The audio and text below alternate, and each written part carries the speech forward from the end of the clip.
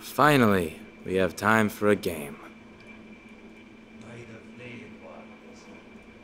You really don't get time for a game anymore. Let's see how much I suck.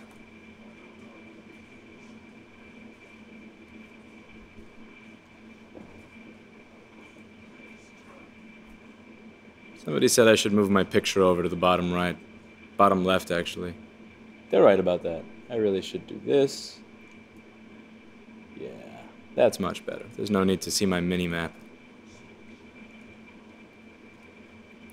So today what I wanted to discuss was the idea, whenever you're looking for what it is you want to do in life and when you're looking up to other people who have done that, I want you to think about whether or not those people have walked a path that's not available for you.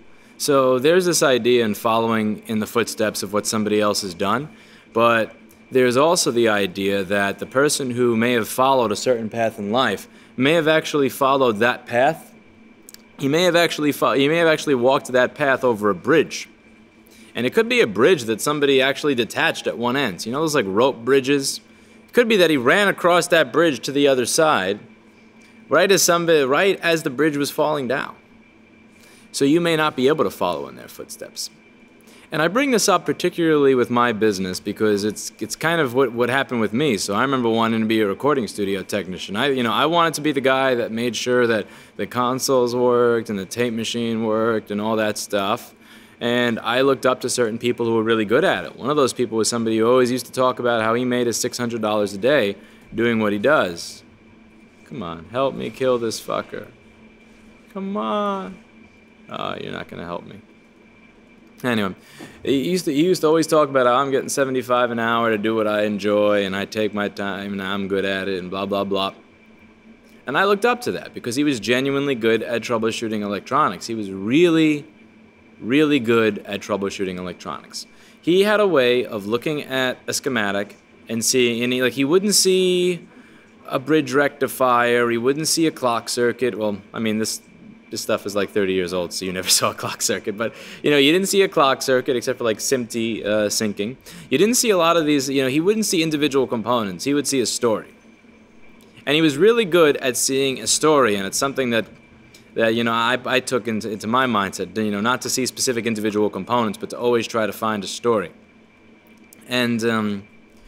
And he was really good at it, and I looked up to him. I thought, this is the person that I want to be like. I want to learn how to do what this person is doing. I want to be able to do it to their standard of quality. And I thought, everybody said this is not a business you can make money in, but I would see all the jobs he was getting, and clearly it was a business that you could make money in. But the thing is that he started in the early 80s, mid to early 80s, right? And in the mid to early 80s, man, there was no shortage of money in music. There were all these bands getting, these ridiculous, stupid, like damn near seven-figure cash advances, just lots of money in music. Therefore, there was a lot of money in having these big studios. Like the 70s and the 80s was kind of that era of excess where you had, like if you just look at shit like I think it was either the Yuri 803 or the Yuri 813 or the monitors that were like that, like everybody was just spending so much money on all this crap. And I shouldn't call those speakers crap, but I mean, you don't need speakers that are that big to mix music. I mean, but anyway, it's like, there was all this excess and there was all this money available. So there was a lot of money in the field. And I thought that because there was money in the fields for him, that there'd be money in the field for me. So he became a master technician. He became this person that was in every single studio's Rolodex because he started out and he got good during the time in which there was money to be made in what he was doing. So it's not like once the studio business stops being profitable, once there stops being money in it, that his number just magically gets deleted from those Rolodexes. His number is still in all those Rolodexes. And he's still getting phone calls. But the reality is that there are no new studios coming out that have that level of money. The studios that already exist may not need as much maintenance because they may not have as many rooms. Or they may just simply leave things broken because they don't have a budget anymore. And the point that I'm trying to get across is that you may look at somebody who's successful and think, I want to be like them, but the reality is I want you to think about whether or not you can follow their path to success. has the bridge that they ran over to finally meet success. Oh, I don't want to let this guy get killed because I'm looking at the camera. But has the bridge that they've followed to become successful, is that bridge still there? Because like they've reached success, but what will happen if you try to run the same path as them? Will you simply fall into a ditch and die? Will you just fall into the canyon because there is no longer a bridge there? And I bring this up particularly with things like the business that I'm in right now. Because I was actually talking with Eli the other day, and he brought up a good point. You know, I said something along the lines of, he said computer repair is dead, blah, blah, blah, and that, you know, this is a silly thing to try to make any money in, and yet now, years later, he's making a bet that my primary form of income is teaching people how to fix their own computer stuff on this channel. And his argument was, well, you know, what I do is not computer repair, it's advanced electronics repair, it's totally different. And can I kill this greedy fuck? No, I can't kill a centaur as an agility hero at level 4. I can't believe I just said that, like those words actually left my mouth. Like, that is really fucking nerdy. I can't kill a centaur as a level 4 agility hero. I just don't, yeah, that's really nerdy.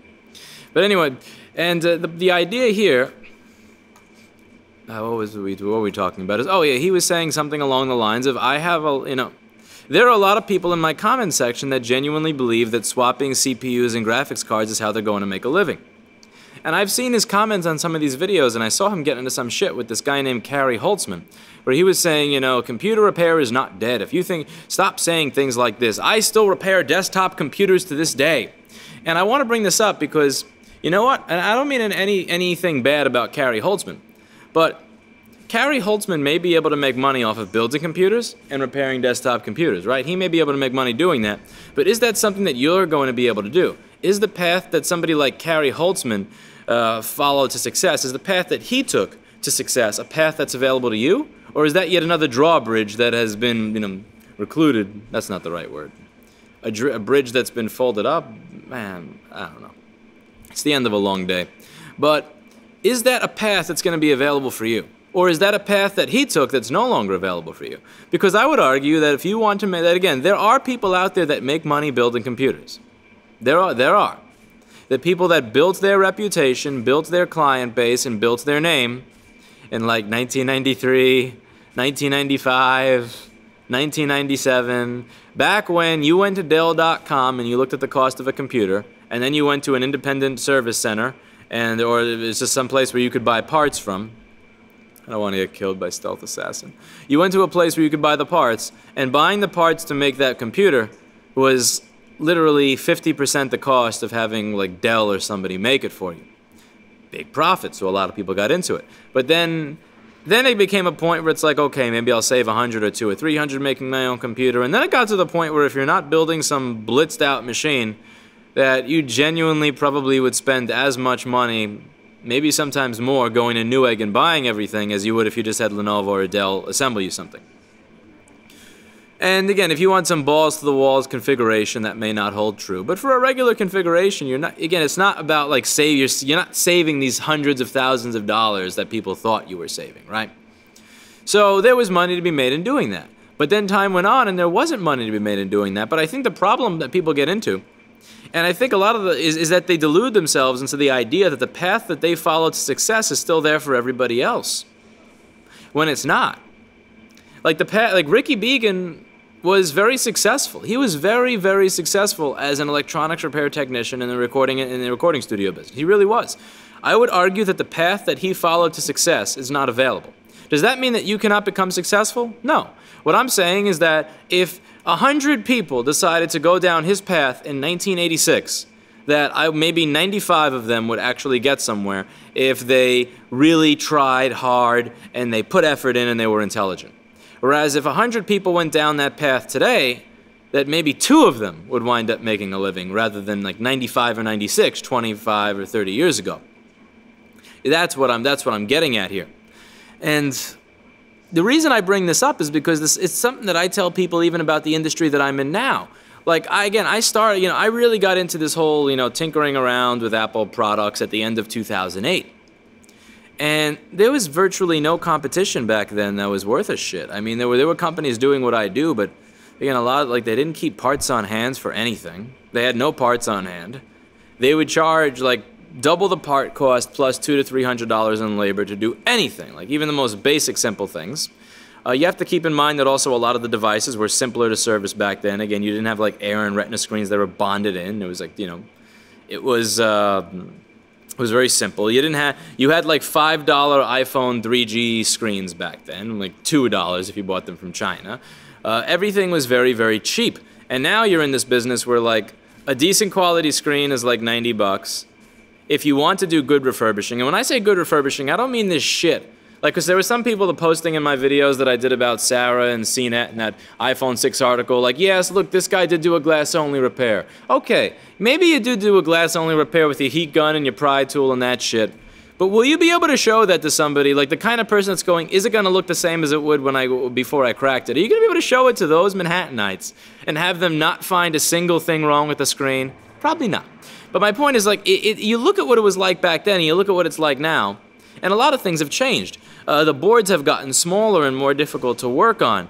There is a lot more competition for the same work. The parts are harder to find. A lot of the more basic repairs on these items that uses gateway services to get people in for the more highly profitable services are more difficult to do.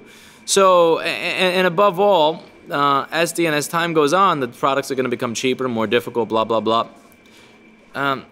Is the path that I follow to get where I am going to be available for everybody else? So one thing that I'll often say in these videos, and especially with people who want to take the class, anytime somebody calls, if they say, I don't have any way to make money when I go back home off of your instruction, I'll tell them, please don't take this course. And it's not because I don't believe in them, it's just because I really believe that the path that I follow to my own success is a path that may not be available for the next person.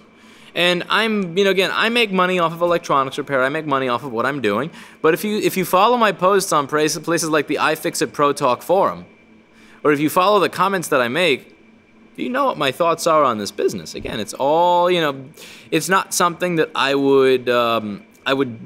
believe that you can make some good money in the next 2 to 3 years if you're good at this, but this is not something, like, I don't plan on retiring. I don't plan on being, like, in my 50s and making an income soldering QFN chips on Apple motherboards. It's just not what I think. So I will often tell people, I'll tell them, if you have a recycling company and you're getting a lot of Apple products that you're literally selling for, just as is broken, or you're selling them for the cost of the bare metals, I believe that you have something to learn from watching all my videos or coming to my in-person course. If you have a repair shop and you have that client base and you have all those people showing up and giving you money, I believe you may have something to get out of my course. If you're thinking of getting into it, then I don't think there's much you may get out of my course, because again, I don't know if the path that I follow to my success is a path that's going to be here for you. And the reason I believe this is important is because I don't want people to get I don't want kiddies like Mr. Clinton to get the wrong idea that they may be able to follow a path to success that may actually be gone. And this is also something that I think is true with Eli the computer guy, because he, when he used to talk about a lot of the things that he was doing, he used to talk about all, the networking and the consulting and the services that he offered and the build-outs. I mean, I could be giving myself too much credit here, and feel free to tell me if you think I'm giving me too much credit. But the reason that I didn't get into IT from that standpoint, it's not because, I don't think it was because I was too dumb. I just believe it was because that was a bridge that had been slowly, like, broken down over time to the point where that path was not available for me to follow in. Because again, all those build-outs were done. All those huge build-outs and network infrastructure build-outs and the idea of people making stupid amounts of money to, like, tell a printer to talk to this computer in a small office, that was all like 1995 to 2005-ish era stuff. I don't think that that's something that, again, in like 2016, I don't think I'm going to be able to make my living doing network build-outs. And I think a lot of the people who are making a living doing it now are the people who are probably the people who were making a living doing it in the late 90s or early 2000s and who still have that client Rolodex. And they built that reputation for themselves during a time when it was easier to build that reputation. If I were starting over as a business right now, things may be a lot different now than they would have when I started. And the reason they'd probably be a lot different, now than they were when I started is because it's not as easy. It's like, again, everything is more expensive. Everything is more difficult. Maybe if I had the lesser resources now, the same lesser resources now that I had when I started years ago, I may not have been able to succeed. Maybe there's a higher barrier to entry than what I previously thought. I wasted my ult. Why would I use my ult on the strongest guy in the game? Only to get Santoro'd by Bounty Hunter. That's right, Mr. Clinton. He Santoro'd me. He Santoro'd me. It's okay, because I Santoro'd him back and I stole the kill of Rikimuru, the stealth assassin. So I want you to think about that, because I get a lot of messages from a lot of, and I think that the message gets misconstrued. When I say things like, I hope that people learn how to do this so that they can stop things from going in landfills, and it would be cool if you go to a local recycler and pick stuff up and make it work again. I'm saying I think that would be cool. I think that would be a cool thing if everybody decided, again, like, it would be fun to make broken stuff work again. But when I see people quit their six-figure jobs in careers that make them good money to decide to repair broken electronics, see, that kind of scares me. Because for me, this was like a thing where, again, this was the whole, like, going from working at Model Sporting Goods or working at Walgreens to, let's see if I can make money doing this, that's cool.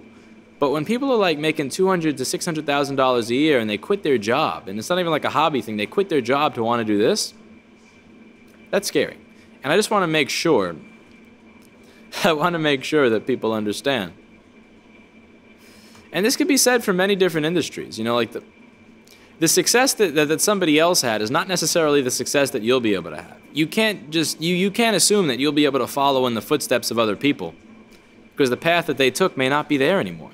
And people often mistake this. They say, well, if the path is not there anymore, then why is that person still successful? Well, they're still successful because they followed the path and they made it over to success. Here's the thing about success. It's really easy to keep success going once you're successful. Like, once you've made that first 100,000 or that first million for yourself, it's really easy to stay there. But it's very difficult to actually get from, you know, $100 to 100,000. Getting from 100,000 to a million, or 100,000 to 2 million, or 1 million to 10 million is something that is not going to kill you. But going from $100 to 100,000, yeah, that is something that I don't know how to explain to you. That is difficult. So it's easy to maintain success once you have it, but it's going to be difficult to actually do all of the work to get there.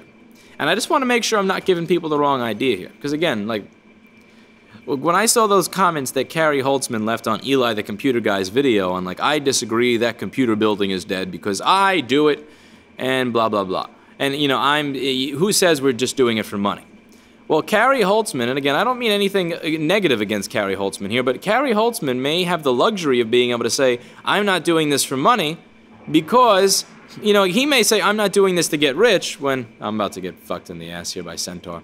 He may have the luxury of saying that because he makes good money. Like, he may make $40,000 or $50,000, I shouldn't call $40,000 a year good money, but he may make $40,000 a year. And if he makes $40,000 a year, he may think, well, I'm not doing this for the money. All of you people are talking about money. Glad that Centaur just got fucked. You know, so it may be easy for him to say, I'm not doing this for money, I have enough money. But for him, let's say the $35,000 or $40,000, and I'm just pulling this figure out of my ass here, I'm not claiming I know what he makes, but $30,000 or $40,000 or dollars a year to do what he does and build computers may be just enough for him to live. That may be good enough for him, but that may not be what's available to other people. The idea of making $30,000 to $40,000 a year just by building desktop computers as a hobbyist is one of those pipe dreams. Again, like in 2001 or 1999, that's something where you have a damn good chance of actually doing that and making that money. Like, again, out of 100 people that decide, I want to try to make $40,000 a year just building desktop computers, that's it, putting PCI cards in and screwing things in, that may be something where there's a genuine chance that they can make $40,000 a year. Like, 95 of those 100 people will make $40,000 a year.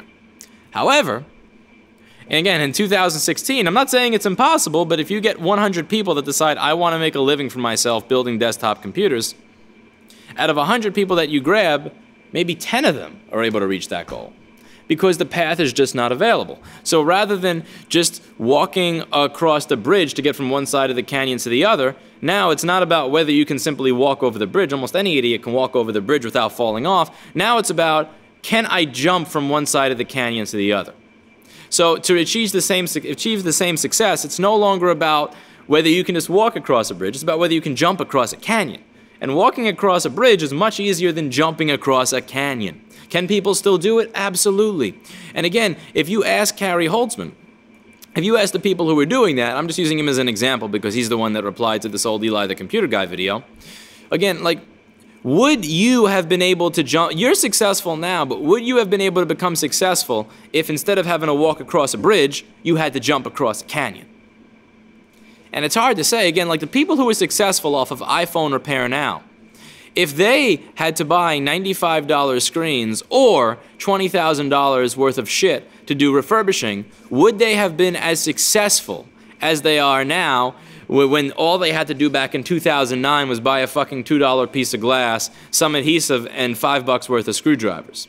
Because in 2009, fixing iPhones was genuinely about buying $2 piece of glass, $5 worth of screwdrivers, and some prying shit, and you were done.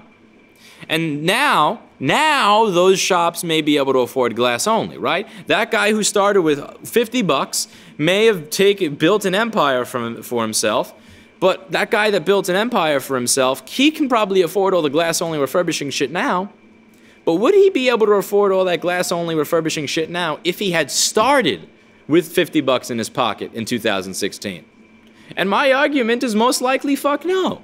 Again, are there maybe 5 out of the 100 people that may try to follow that may be able to somehow beg, borrow, and steal glass-only refurbishing machines or come up with a way to do it so that the screens look perfect using winter fresh gum, a Utrecht art supply store spatula, and fingernails? That may exist. But the likelihood of it, fuck, I got owned. The likelihood of it is much lower.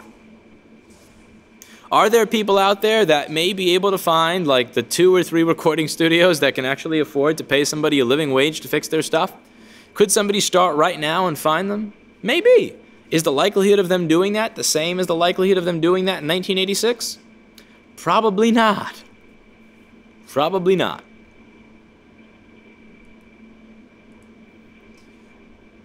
So it's just good to follow success in whatever you're doing, because if you're following a successful path, let's say you're less successful than I am, but let's say you're less successful than I am, and you say, I want to be successful like Lewis, so I'm going to do what he does. You may be less successful than I am, but there may be a path that you're following that actually leads somewhere. Whereas if you try to follow my path, you never know. The bridge may have collapsed behind me. I argue every day with people over whether the bridge collapsed behind me. I argue with Jessa every single day for the past 2 years over whether or not the bridge that we followed collapsed behind us. It's just something to think about. And people will bring up like, yeah, but Jay's 2 cents and Linus Tech Tips and these other channels, they make money off of it. Are you Linus? Are you Jay's 2 cents? How many other people try to be Linus and fail? How many other people try to be Jay's 2 cents and fail? Building cool computers and reviewing cool hardware for 6-figure salaries is not something that's available for everyone. And it may not be a path that you can follow.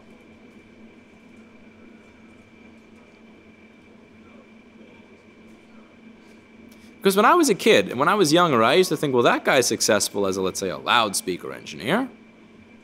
Why can't I be? Well, he started his company during a time frame when people actually paid for music and paid for hi-fis and didn't use like, where that was actually a thing, where it wasn't like, where it wasn't form over function everywhere, where it wasn't just about how small the fucking system is and all that shit. When people, again, how can you expect people to pay for high-end audio in an era where people don't even pay for music? Like, people are not even spending money on the actual content that they're listening to. So how could I expect people who don't even pay for the music that they listen to want to then pay for the high-end equipment to listen to it on, you know? Like the path that Jim Thiel or Richard Vanderstein followed, I mean, Or, you know, Lansing. Like, is that a path that would be available to somebody in 2016 who didn't just start out independently wealthy? Something to think about. Man, I suck at Dota. Have I said that I suck at Dota? Because if I haven't, I suck at Dota. But it is relaxing, and that's what I'd play the game for. And I know a lot of people hate these kind of videos, the long videos where I talk about some subject and some philosophy. Particularly, they hate when I do it along to a video game. And I've gotten like 40, 50,000 new subscribers in a month. And what I find every time I get a large influx of subscribers is that a lot of people subscribe for the wrong reason. They don't know what type of channel it actually is, and then they get mad when I post certain content. So every now and then when I see I've gotten an influx of subscribers, I just make sure to do 1 or 2 videos that are likely to scare all the people away that probably shouldn't be here. And this is going to be one of those videos. As soon as people see the Dota on the screen, they will run. And if they didn't run when they saw the Dota on the screen, they will run when they see how shitty the gameplay is. You can't see my cat because he's black. And there's light coming in from the window. And the camera is adjusted to the light on my face. So me sitting here with a black cat right now with the lighting in my apartment is literally invisible. Why would I rupture somebody and then not run away? How dumb is that? I just got killed by a creep. Oh, that's embarrassing. I just got killed by a creep, Mr. Clinton. Yes. Moon me, kitty. Come on, come here. Ah, where'd you go, kitty? I was just gonna pet you. Come here. Mr. Clinton ran away. I used to be good at this game when I had time for it. Now I don't have time for it, so I suck.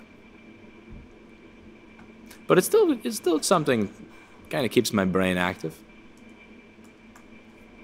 I'm trying to play this game once a day. That's my goal. Not to get amazing at it. I want to make time to be able to play 1 video game a day. If I can do that, I'm happy with myself. It's good for your head.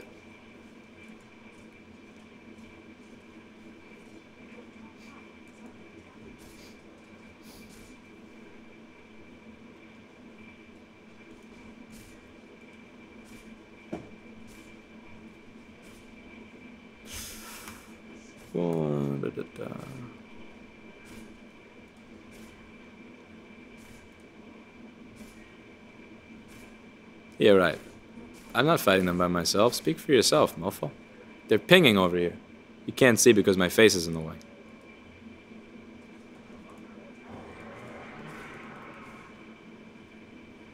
Fuck me, man.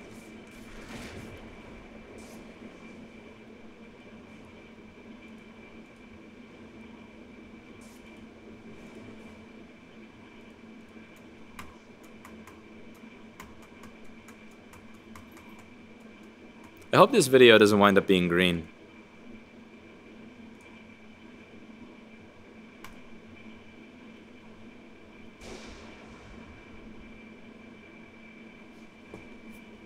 Blackberry? Come here, girl. You want to come on the table?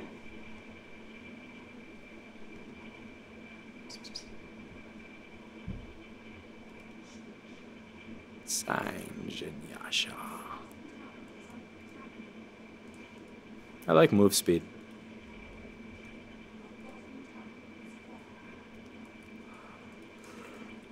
I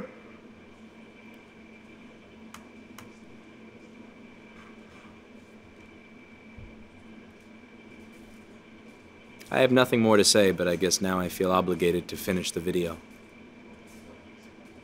Because it's a Let's Play. Can I make a comeback from how bad I suck? Alright, motherfucker.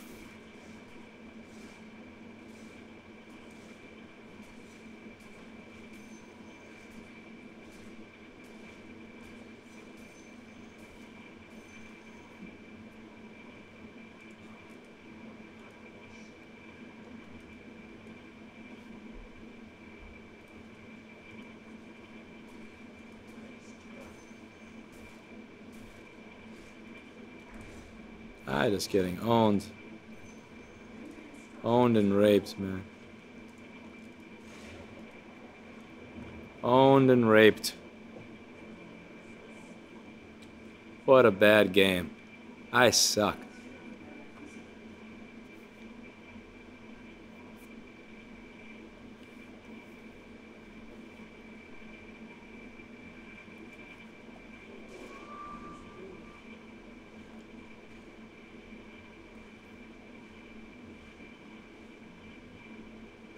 Nah.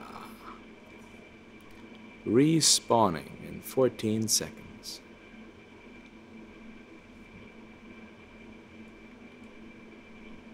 What am I now? 1 and 4. Oh boy. That's some shit. That is some horse shit.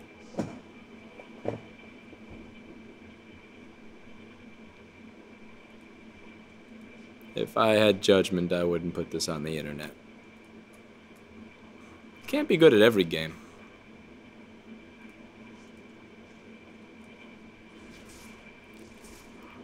Yes, ping, ping, ping, and not be here.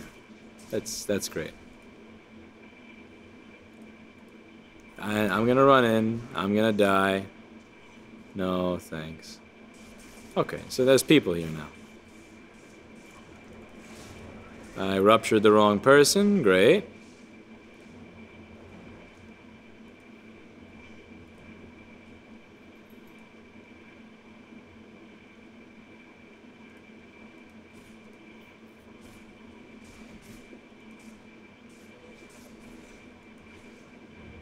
And now I'm dead.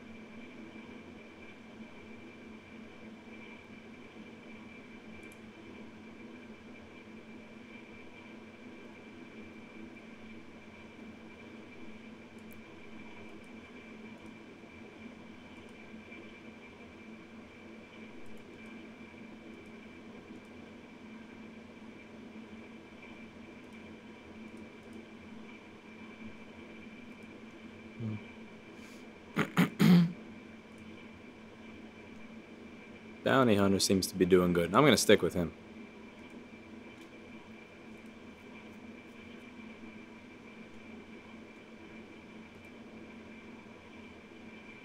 I don't want to die anymore.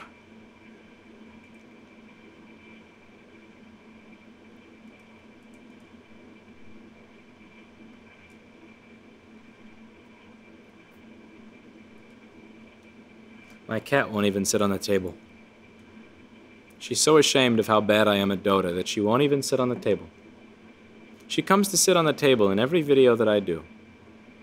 But here she's sitting on a chair that's next to the table because she's ashamed of me. And I don't blame my cat for being ashamed of me. I'm ashamed of myself. I belong in the low priority pool.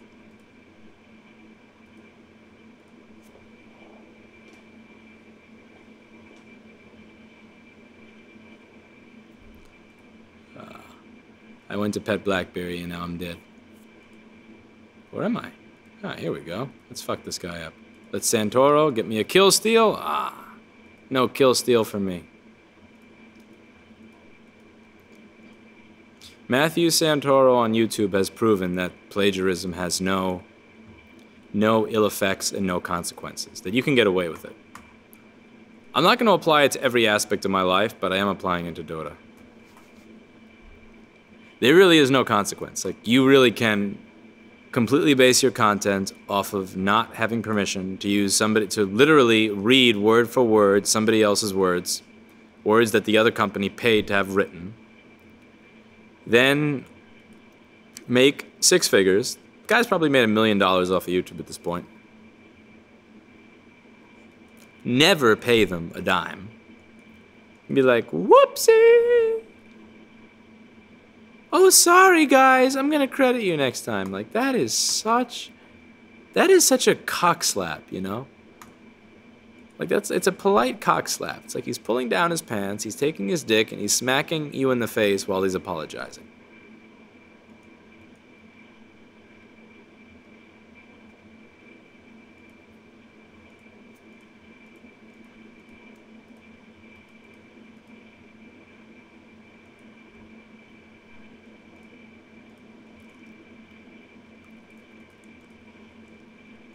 Santoro'd, motherfucker. I got it. Like, somebody actually said in the video that I did on that subject that, you know, I do the same thing because I use diagrams from the manufacturer to show you how to fix products.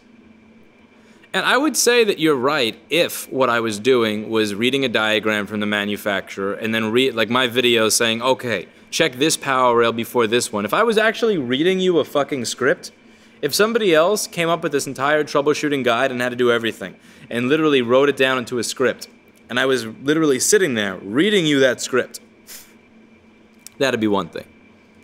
But no, I use a diagram to fix things. I'm not plagiarizing the diagram when I find out what the diagram tells me what is on the board. I then have to figure out what's wrong with the board based on how I know it's put together. But I still have to figure that out.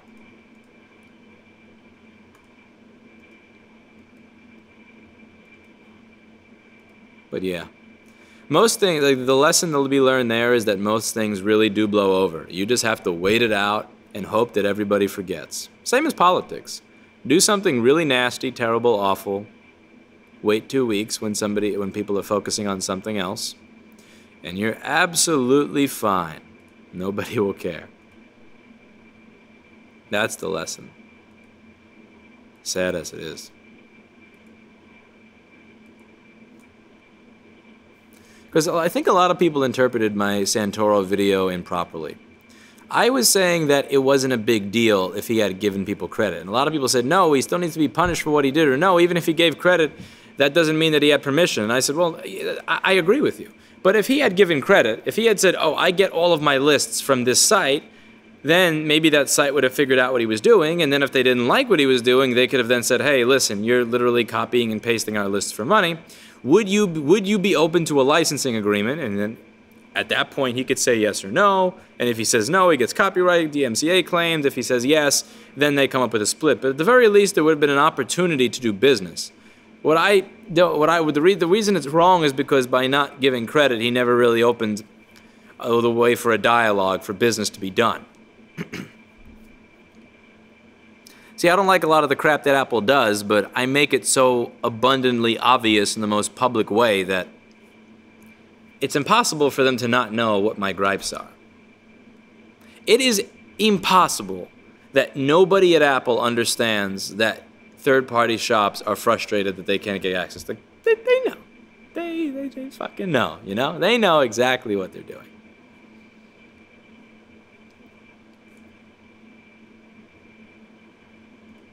What am I at now? How many more deaths than kills? 2-6. Oh yeah, I suck. Lowest level on the team by 4.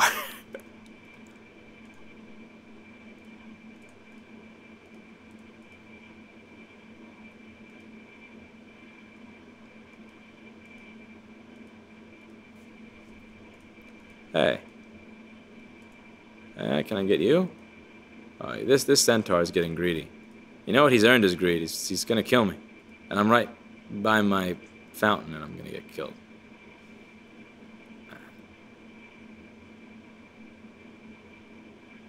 I gotta get one of these guys. They're being a little too fucking greedy. There's gotta. Get one of these fuckers.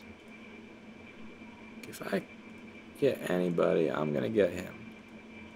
Oh, seriously? You're gonna revive now? Die, mofo. Fucking die. There we go.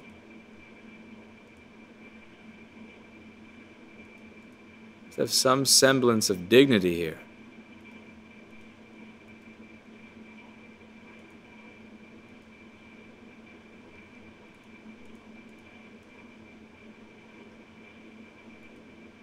Get Crystalsis. After Crystalsis, I'll get a Bariza. I mean a Daydouche. Daydouche. That should give you an idea of how long it's been since I played this game. You used to get a Crystalsis, combine it with a Demon Edge, and that would get you a Bariza. Not a Daydouche. That's how long it's been since I was good at playing this fucking game.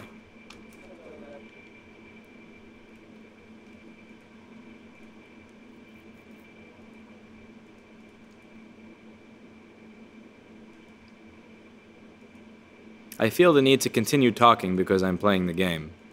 Like, I already finished the point of this video, that whole idea of not following the path of other people's success because it may not be there. But the game is still here. So I guess that means I have to come up with other stuff to talk about.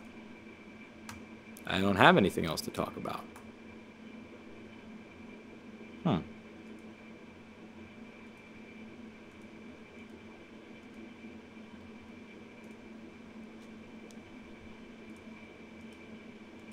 Now, one thing that I think I have to become wary of as the channel gets more subscribers, and I talk about it a lot, but I just got to make sure I'm actually following my own advice, is that whole caring what other people think of you thing. I saw this, I've been in a couple of these videos talking about how I think Grade A Under A's videos are hilarious. I've been watching ever since that spider one, where he's talking about the spider that gives you a hard-on and the regular spider, the spider that gives you a hard-on then kills you and all that. His videos are fucking hilarious. There's no way around it. I mean, I get how somebody may not like everything he does, but if somebody can genuinely watch every single second of his content and say, I enjoyed none of it, you're probably just a miserable prick or a liar. His stuff is fucking funny. But one of the things that I got from that is there was this one Reddit thread where he was like, man, like somebody gave him some criticism, and it was this criticism given in a backhand manner. It was some backhand criticism, but like there were many different ways he could have replied. And what really killed me is, like, you watch those little stick figure characters and you get this idea that Grade A Under A is this guy that doesn't give a fuck. That he doesn't care about anybody who bothers him. And then you see some of the stuff that he's saying, and then it really gets to me. It's, wow, he's a regular person that cares what other people think of him, just like the rest of the world. And, like, that's what getting a lot of YouTube subscribers seems to do to people. It just kind of seems to twist their head around in some ways. I still love his content. I still think he's a great, you know, he's funny, great, good stuff. Some of that shit was just scary, like the stuff he was saying. And he seems to have a level head on his shoulders, so I really hope the same thing doesn't happen to me. That's why with this bet with Eli, the computer guy, where he's talking about how I'm going to be doing just this in a few years, I don't want YouTube to be my world. Like, I like YouTube being the place where I go to film and upload my work, my thoughts, my ramblings, my life. But the idea of this being my life is just something I don't know, man. That's just, no. I mean, yeah, it may give me, you know, if YouTube winds up making a lot of money, that would be cool. I'd fix the floor in the hole in my office. Again, like, one of the reasons that I'm able to make good money is because I'm a cheapskate. Like, there are a lot of people that will say things like, well, Lewis, you have a nice microscope. I can't afford a nice microscope. And those same people will tell me why they can't buy something when I tell them to buy something. But they'll also talk about how my office looks nasty. How about, you know, my door has had, my bathroom door has had a hole kicked through it that I have brown packing tape and a cardboard box over for 2.5 years. Why? I want to pay $100 for a new door. I want to pay for somebody to put the door in. Or how about the fact that, you know, everybody asks, why did my office turn around? Why did it turn around, and why does the setup change so often? Well, my office was built with one floor up here and one floor over here because it was so fucked up trying to make this dump of a store even and level that you know, we found that it was just easy if we did this. So my construction guy, he was Hungarian, he goes, "Is this boss office?" And I go, "Yes." And it's like, "Maybe you be higher in level than other people." So he was like, "Hey, hey, hey." And he thought this would be a way to get it done. So like, again, leveling the floor was virtually impossible. What we could do is we could make a small portion of the floor slightly higher, and that would be my chair and my table, and then I would have everybody else sitting around slightly lower. That was his idea of his, you know, like, boss be above other people thing. And we laughed, and it was also a cheaper way to get the place constructed. And I didn't have a lot of money when I was putting that place together. So, oh shit, I'm about to die. I gotta finish the story before I die. F.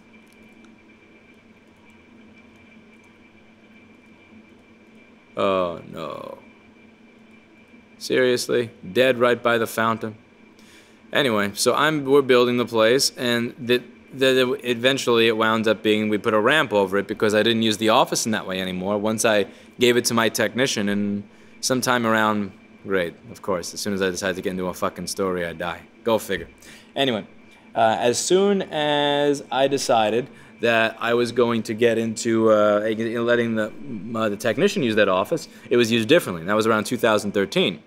So since the office was then used differently, I didn't have any need anymore to have that office have a separate section. So we just put this little ramp thing over it. And that little ramp thing eventually broke, and that part where the floor was slightly higher in one section than the other section eventually broke, because it was made of cheap shit, because I had no money when I was building the damn store. So what happened is that there's a hole there. Now I had three choices. Behind door number 1, pay $6,000 for the real contractor to redo the entire floor properly. Behind door number 2, have the off-the-books contractor that demanded cash, that seemed kind of shady, redo the floor for $1,000 to $1,200, which probably wouldn't work.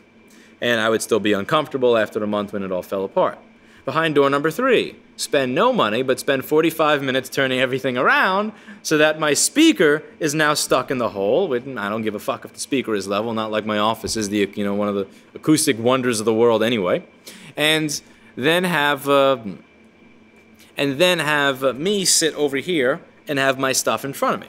I chose the third one. So because I chose to turn my office around, because I chose to turn it around 180 degrees, I saved myself $6,000. And it's one of those things where it's like one of the reasons that I actually can afford to pay for some of the things I want to pay for now is it just comes down to how I spend my money. I didn't buy a camcorder for YouTube until it was proven that, you know, I have thousands and thousands of people watching these videos. I was using that little fucking piece of shit Handycam, and when I wanted to do a video while I was soldering, it was kind of like this, like I'm soldering and I'm showing you something, and the camcorder is sitting between my ear and my shoulder. Very uncomfortable. You know, I didn't invest into these things until there was actual reason to. And I may fix my floor someday. Even though I make good money, I'm not going to fix the floor, because as soon as I get into that mindset of like, I'm going to do things that don't bring me money, fixing that floor is not going to bring me any fucking money. I'm not going to do it. And that's why I have money for the things that do make me money, like a microscope and a soldering iron and the other things that I talk about that I spend money on. But I don't spend money on things that don't return me money. But yeah, again, if YouTube winds up being something that brings me great money, then yes. Maybe if YouTube brings me great money, I'll fix the hole in the floor of my office. Maybe I'll do some reviews of some things that I didn't do reviews of before. Maybe I get a little bit more involved in activism on right to repair and things like that. But ultimately, there has to be a purpose. There has to be something to record. Like, I record talks about client experiences. I record things about employment experiences or employee experiences. I record my thoughts on how to set pricing. I record things on, you know, are you a real business or not? Or I have this one video I did on like how do you define a real business? These all come from the experience of running a business. My electronics repair videos come from the experience of fixing electronics. And a lot of that is based around the business I have now. So I mean, you know, can I really do all of that if I don't have a business? Like, can YouTube content creation in and of itself be a business when all of my YouTube content was based around recording my everyday life of running a business? That's a tricky one. And, you know, again, if I decided to decide, this is not what I'm going to do anymore, I want to become a programmer, then I'll start recording videos on programming. If I decide that I don't want to do this anymore, politics is fun, then I do videos on politics and, you know, and what it was like trying to get that right to repair bill through and actually change legislation. You know, I don't really know what's in store for my 30s, my 40s, or my 50s, but I know that YouTube is not going to be YouTube is not going to be like I sit down here and my job is to fucking yap into a camera about nothing. I have to yap into a camera about what I'm doing, and I have to be doing something, because you take that away, and then, like, what's the point? You know? I can't make comedy out of stick figures. If I could, that would be awesome, but I don't.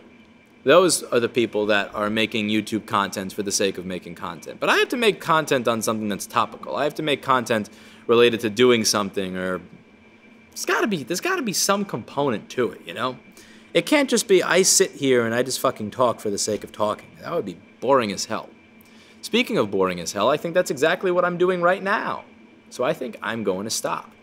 That's it for today, and as always, I hope you learned something.